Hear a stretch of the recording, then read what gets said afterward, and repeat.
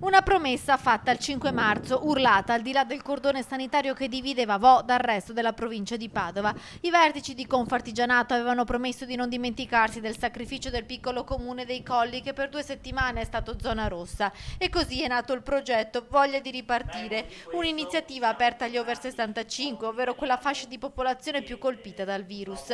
Potranno usufruire di visite e check medici gratuiti. Questo un aspetto sociale legato alla salute e legato quindi alla qualità della vita. Io penso che dopo aver vissuto un periodo così difficile, per gli over 65 potergli dare questo supporto sia importante. A Vo sono 890 gli over 65 che risiedono nel territorio comunale. Potranno contattare la segreteria di Anco Sanap Confartigianato e richiedere lo screening, a cui si aggiunge anche un percorso mobilità e un test per la diagnosi precoce dell'Alzheimer. Dal simbolo della pandemia, ad esempio virtuoso, con i suoi cittadini che si sono messi a disposizione della scienza sottoponendosi a 3 test per consentire lo studio del virus.